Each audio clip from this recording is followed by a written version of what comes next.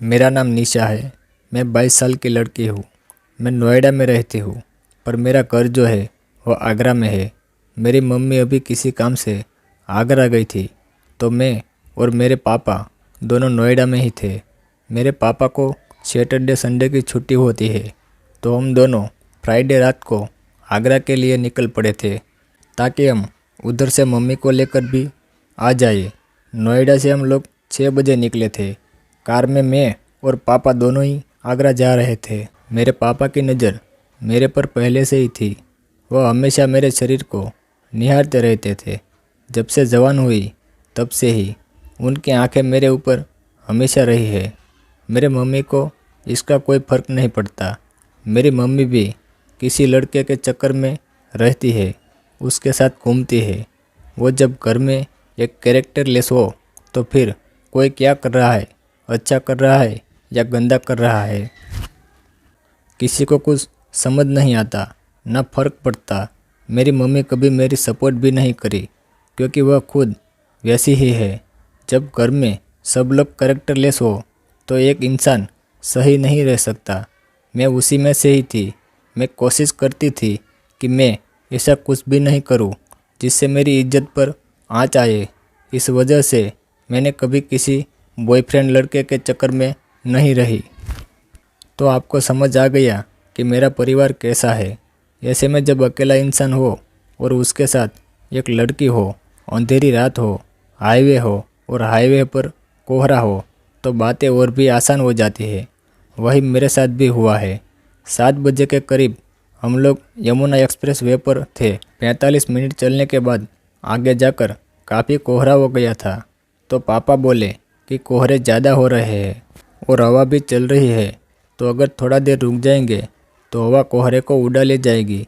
इस वजह से उन्होंने अपनी कार को एक्सप्रेस वे पर किसी साइड में लगा दिया। साइड में हम दोनों ही कार में थे। ढूंढ रहा था, पर हम लोग ढूंढने का इंतज़ार कर रहे थे, क्योंकि हवा चल रही थी। तभी पापा बोलने लगे कि निशा, तुम बहुत खूबसूरत हो। तुम्हारी मम्मी मुझे उतना प्यार नहीं कर पा रही है, क्योंकि वह किसी और के चक्कर में रहती है। वह बात तुम्हें भी पता है। ऐसा लगता है मैं अकेला हो गया हूँ। मेरा कोई साथ नहीं देता। आजकल ज़माना बदल गया है। रिश्ते तो किसी से भी बना लो, कोई फ़र्क नहीं पड़ता है। तुम जवान हो गए हो।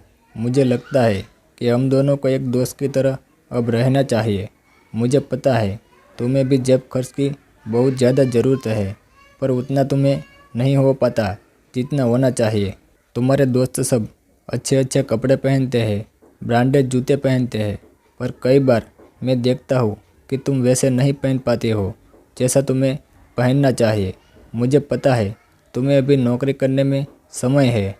अगर तुम मेरी एक अच्छी दोस्त बन जाती हो, बेटी से ऊपर, तो मैं तुम्हारे लिए बहुत कुछ अच्छा कर सकता हूँ। उन्होंने मेरे दिल की बात सुन ली थी। दोस्तों, वह सच बोल रहे थे। मुझे लगा यह ठीक बोल रहे हैं। मैंने अपने पापा से पूछा, फिर मुझे क्या करना होगा? दोस्त तो आप हमेशा ही है, बचपन से है। आप कहते तो थे कि हम दोनों बाप बेटी एक दोस्त है। तो उन्होंने बोला कि बचपन के दोस्त और जवानी के दोस्त में अंतर होता है। तुम कितनी मस्त हो। तुम्हारा कोई बॉयफ्रेंड भी नहीं है। तुम्हारा भी मन करता होगा और मेरा भी मन करता है, क्योंकि तुम्हारी मम्मी मेरे साथ नहीं रहती है और ऐसी भी है, तो साथ सोने में नखरे करती है। तुम समझ रही हो मैं क्या बोल रहा हूँ? उन्होंने ऐसा कहा। मैं समझ चुकी थी कि वह मुझे फंसाना चाहते हैं। मुझे लगा कि घर की बात घर में रह जाए और मेरा काम भी बन जाए और मेरे पापा का काम भी बन जाए, तो इससे बढ़िया बात और क्या हो सकती है। मैं अपना सर झुकाया। पापा समझ गए कि मैं हाँ बोल रही हूँ। उन्होंने तुरंत अपने जेब से 20,000 निकाले और मेरे जेब में रख दिया। उन्होंने कहा, कल तुम अपने लिए कपड़े और जूते खरीद लेना, और मम्मी पूछे कि तुम्हारे पास पैसे कहाँ से आ रहे हैं, तो तुम बोलना कि हमने एक टाइम जॉब कर लिया है, और मैं बोल दूँगा कि हाँ, मेरे दोस्त के कंपनी में घर से ही काम करती है। उनका आइडिया सही था। मेरे चेहरे पर मुस्कुराहट आ गई थी। मुस्कुराहट आते ही वह मेरे करीब आकर मेरे सीट को खोल दिया और पापा ने मुझे अपना बना लिया। और फिर गाड़ी स्टार्ट करके वहाँ से चल दिए। हम दोनों के बीच एक ऐसा रिश्ता बन गया है जो परिवार से ऊपर का रिश्ता है। उस वजह से हम दोनों को सावधान रहना पड़ेगा ताकि यह बात मम्मी को पता नहीं चले।